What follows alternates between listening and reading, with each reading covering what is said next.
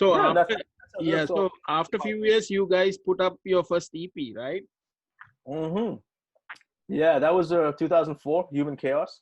Mm. Uh, Again, the reason why we did that was because people started telling us at the local shows we were playing in Dubai, in the UAE, saying, "Hey, man, you know what?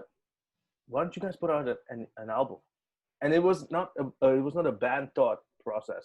It was Okay. more for fans asking us, "Why don't you guys put something out?" Because we would play every 2 months, every 3 months around the local circuit in the UAE. We would play the gigs, Abu Dhabi, Dubai, whenever we got asked. But we never really thought of going to the studio, writing down. We had like 4 or 5 originals, but we never really thought of recording. It was more of people in the scene, promoters or fans saying, "Hey man, you Mm. guys need to put something on CD." And it was like it started to sink in slowly, gig after gig, that this was a common topic that was asked of us. And we're like, you know what? Yeah, let's take the next few months off from playing live, stay out of it for a while, and let's talk to people who have the knowledge about recording, because we didn't. We were just musicians. We were just like happy to play, and we had Right. these songs, and we were like gonna polish up our originals. And then we started discovering and researching who has access to a studio in the UAE, and who does it. Being a metalhead was very important too. Not just the Arabic studio where they have no idea. The mix is completely different. They don't even listen to the kick drums and everything. It's like, someone who is a metalhead but also has access to a studio and knows how to work with the interface of Mm. being in the studio. And we found this guy called Kieran Sequeira, who was also a long time dude in the scene, also a fellow guitarist at that time. And we just hit him up and said, "Look, man, we have these 5 songs we've written, and we want to probably record it. And what are your rates?" And at that point, Kieran really did not do anything with any other band in terms of recording. So it was a big deal for him too, because now, and I sound obnoxious when I say this, but like at that point, for Kieran to work with Nervecell too was really good for him, Mm. because we were one of those bands who from the scene which were which had a name, in the early 2000s, and he didn't really record for any other band. He knew all the bands. He was a regular gig goer, but for him to work with us, he was like really excited too, because this is his name on the line too, right? With what we come out with. So we did that in 2004. We took like 2 months to record, I guess, mix and master in his home base studio. But man, that that EP when it came out, like, uh, I can't tell you how it changed our lives. Like it really, really reignited the fire in the band. Because when Yeah. we put it out, not only did it get us a lot of big gigs in the region, it Mm. also got us a lot of international press. And in 2003, 2004, when the internet was just breaking across the world, really, Yes. it was becoming a normal thing, you know, and where you would discover bands. The EP came out, and we just like I would sit down and take weekends after weekends, just filing down all the labels and all the magazines and all the webzines and websites that I would religiously go to and read about bands. And I said, wait a minute, I'm in a band too. We have this EP from the Middle East. It's a death metal EP from the Middle East, very like cryptic and Yeah. caveman. Uh, Let me just use the means we have, and for what it's worth, I would like to see what they think. Because it was like it would be a privilege for me to get a review from any one of those websites or magazines or whatever labels would respond back to me if they did. But we don't know unless we try. Mm. So I sat the guys down and I'm like, man, who's stopping us? I mean, who makes the rules here? This is our creation. We have an EP. We did this for ourselves because we want to look back at it some years from now and say, you know what, in our teenage years growing up as a band, this is what we did, and we have something to show for it today. But there's a whole world out there that are devoted to this genre of music, and these webzines and these magazines and these labels and radio stations or what you have. So I just went out, started scribbling down these bullet points of who I want to send, top 10 labels, top 10 webzines that I would religiously read and follow. Found their addresses online, just shipped them out, man. Went to the local post office here, sent out an EP, just a CD with a printed bio, an A4 page, maybe a Mm. band picture at that point, what you would call a press kit today, and just literally went and shipped it out and said, whatever happens, happens, man. We don't know. But you know what? We did it. We tried. We did our bit. Right. And no expectations, man. No expectations.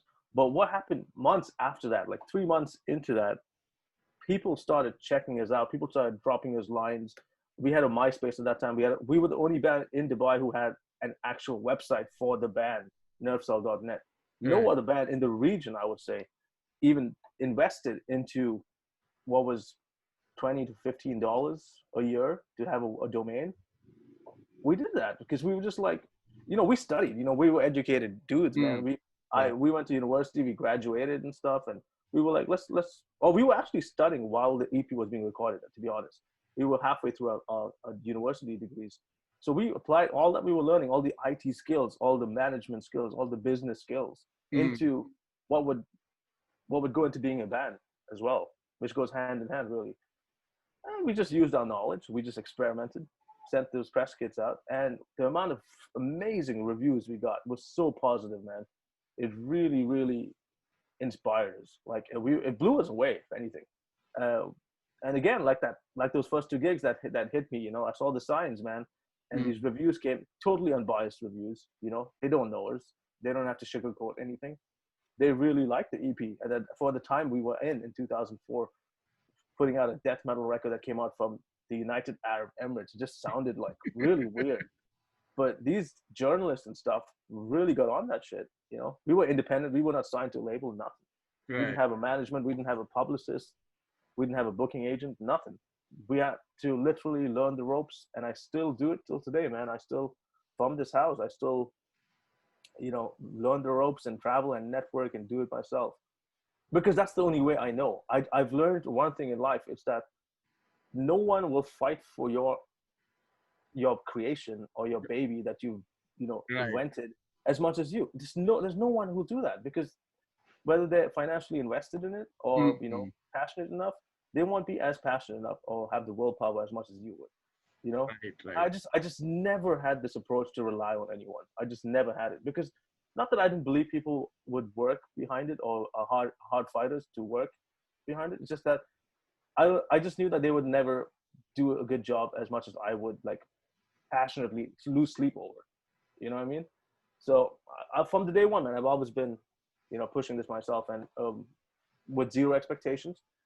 Just sort of have the key thing is you got to love what you do, and with the natural love of wanting to do things, you will go, well, you'll move mountains, man. Mm. You'll go far. You'll go far enough, and that's what happened with Nerfcell. Like, from that EP, we got so many good reviews and such positivity coming in from all over the world that we actually started to look at the world now, not just Dubai, which is a dot on the map. Right. Started looking at the world, and then that changed our perspective of things completely. We started looking at it like we need to play to everyone out there, where the masses are. Europe, look at Asia, look at what's going on there. Started broadening up the horizons, doing 10 times more research now to see who else is out there doing this, holding the flag, and maybe get connected and stuff. So right from that EP, yeah. Yeah. So I think the first time I really heard about Nerve Cell is you guys played in the Desert Rock Festival, right? Hmm. 2005, I think. Yeah, 2005. sure. 2005 was the first time we played. Yeah, it was a Yeah. And then Sepultura and Machine Head and The Darkness and Within Temptation. so how was that experience, like opening for those bands like Sepultura? Oh man, you remember the story I told you how I got into this shit first, and then they're coming to town where their albums aren't even still available. Right. It was crazy. That's a funny story too. I mean, that was our first massive gig we played. Right. This is no more dingy, smelly, dirty bars, uh, or like jam nights. It was like festivals started was a word for us. We're Right. playing a festival, and it's on home ground, and Sepultura is coming to town, and it's Machine Head. And again, these guys' albums weren't even available here, so it was like so weird, man, so weird, because how do you have these bands play in a country where their albums are not even available? Right. That's so weird. And obviously, we are influenced by these bands, but now they're playing. Like I would just go there as a fan, you Mm. know. We got asked to play, so at that time, it was 2005. I was in Canada at the time because I went to study in Canada. Right. But the idea was to just because I wanted a better education, man, and I wanted to get out of here for a while.